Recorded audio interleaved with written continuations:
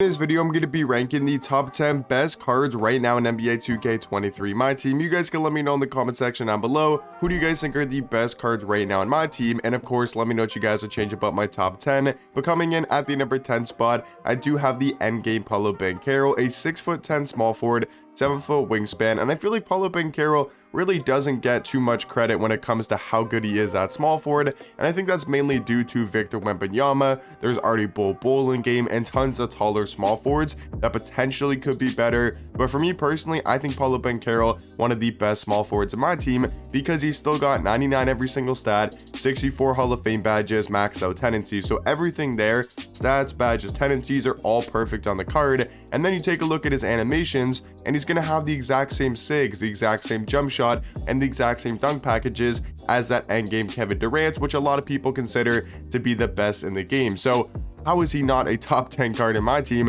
if he's literally just Kevin Durant but at small forward? But for me personally, I do think he's the 10th best card and maybe could even be a little bit higher. He's an endgame, pretty much perfect in every single category. Now coming in at the number 9 spot though is going to be the hero Yao Ming, and the reason why he's over a card like Paolo Banchero is not because of his stats, his badges, or his animations. It's the fact that he's 7'6" in game, 7'9" wingspan, and one of the better and more overpowering player models in my team, and that's why he's going to be a little bit over a card like Paolo Banchero or some other smaller cards in the game, because height kind of does rule all in my team right now. Like, that's kind of the name of the game if we're talking about the top 10 best cards in the game, when we're talking about the meta and really just trying to win games. Like, Yao Ming's going to win you more games than Paolo Banchero because he's 7'6" with a 7'9" wingspan. He can defend at a high level, he can knock down threes.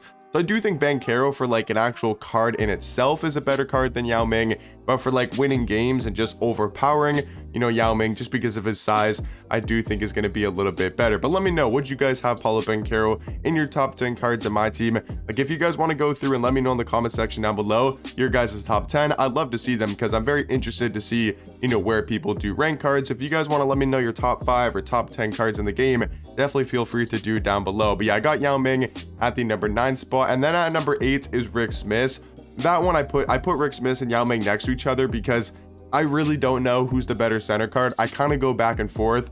Sometimes I say Rick Smith, sometimes I might say Yao. I think it's such a close debate. Right now, I think Rick Smith is a little bit better just because I've been using this card a lot more, and his jump shot is just so butter. And I will say, rebounding wise, he might be the worst giant center for rebounding. This card doesn't get a single board for me personally. Like, I've noticed with cards like Mark Eden or Yao Ming or Manu Bol, these other centers, Kareem even, that just snag way more rebounds than Rick Smith. But that's not a big thing in my team. Like, getting rebounds is important, but not as important as having this good jump shot. And I just really like Rick Smith's release. But if you wanted to put Yao Ming over Rick Smith at number 8 and then go Rick Smith at number 9, I think that's a close debate. I'm not going to really argue that. It just really comes down to preference. At the number 7 spot, I do have the hero Nikola Jokic, a 6'11" point guard, 7'3" wingspan, and he's still a perfect point guard in my team, and I think the best point guard in the game. Because he's 6'11", he's going to have the size, the stats, and the badges to be an elite level defender, but that's not the thing about Jokic. He's not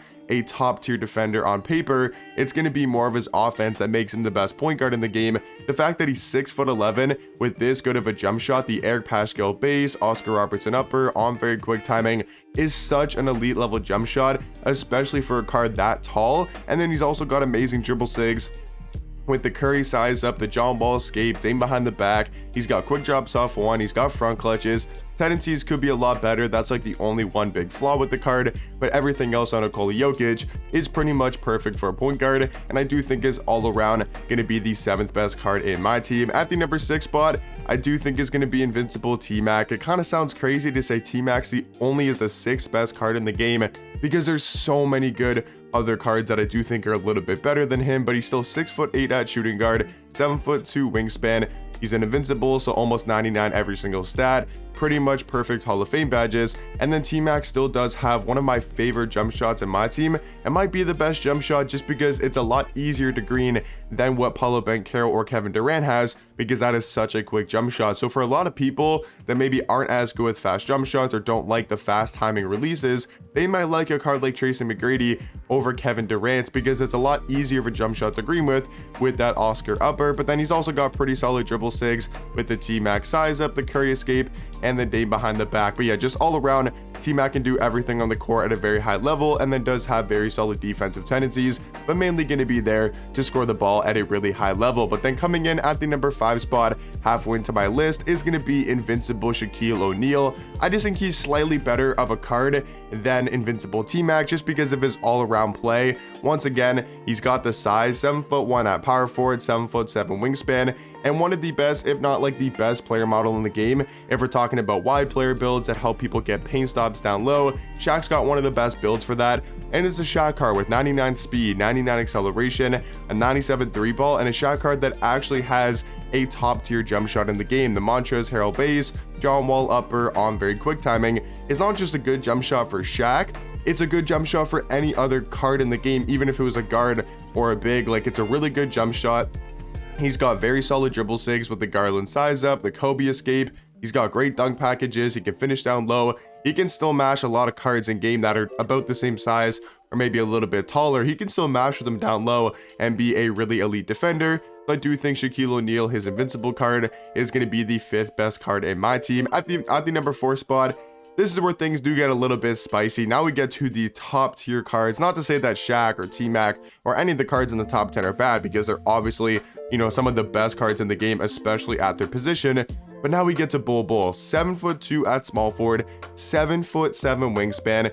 This card is absolutely unreal as an all-around card. I know we got Victor Wembanyama, who we'll talk about here in a second.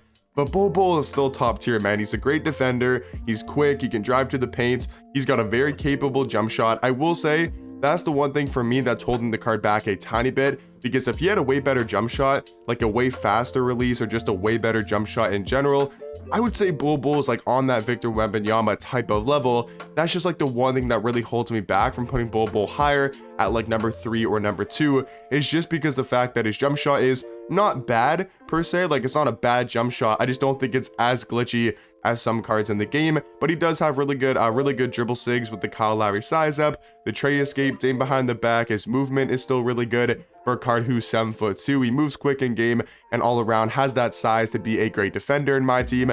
Now coming in at the number 3 spot, I will say Endgame Kevin Durant is a card that really comes down to playstyle, preference, and just overall skill, because me personally, I'm not that good with a card like Kevin Durant because I'm not a really good 3 hunter. I'm not really good with those fast jump shots. I feel like I'm getting a little bit better and a little bit more comfortable using those super fast jump shots on Paolo Banchero and Kevin Durant. But if you're sort of like me and 3 hunting is not your game, or you don't really like those fast jump shots, then Kevin Durant probably won't even be in your top 10, because a card like Invincible T-Mac is a lot easier to use, right? Cards like Jokic, Rick Smith, Yao Ming are so much easier to use in game for a majority of the player base than a card like Kevin Durant, a guy that's got that super fast jump shot. Once again, KPJ base, Sadiq Bey upper on very quick timing is one of the fastest jump shots in the game, and the card can be hard to use for that reason. But he's still 6'10" at shooting guard, 7'4" wingspan. So I'm just talking as an overall card, not if I'm good with him or I'm bad with him. It's not solely based on how I play with the cards. It's just overall, you know, my opinion of the cards, I'm not taking into factor, you know, if I'm really good with the card or if I'm bad with the card, because realistically, I'm not that good with Kevin Durant. Like, I'm probably better with like a Tracy McGrady, but I think as an overall card, Kevin Durant is still a better card because he's an endgame, perfect stats, perfect badges, perfect tendencies, and pretty much perfect sigs in the game if you are a 3 hunter. And I think a lot of people that are 3 hunters may even put this card a little bit higher, but I do have Manute Bol at the number 2 spot. I just think he's an easier overall card to use because of his size and his dominance. He's 7'7" at the center power forward position, 8'5" wingspan, and probably has the second best player model in the game, right behind Victor Wembanyama. But yeah, he's such a good defender, really good on the inside. He can mash down low. He's got the size to defend every single other card in the game. He's quick on his feet. He can drive to the paint, and he can just do everything all around amazingly well for a 7'7" card. But then at the number 1 spot, by no surprise, is going to be Invincible Victor Wembanyama, and I don't think it's particularly close. I think Manute Bol is great. I think all these other cards are amazing top tier cards in the game. but Victor's just on a whole different level. He really is. He's 7'5" at small forward, 8-foot wingspan, best player model in the game in my opinion. I really do think he's got the best player model. He's got 99 legit every single stat, 55 Hall of Fame badges, perfect defensive tendencies. Like, he's damn near an endgame card. He's got those really good dribble sigs. He's got a great jump shot, pretty much perfect dunk packages, all you really need with the quick drop soft one and the front clutches. So Victor Wembanyama, I do think is the best card in my team. But yeah, guys, that's going to be my top 10 cards in my team. Let me know in the comment section down below, like I said earlier, what you guys would change about it, and I'll catch you guys in the next one. Peace.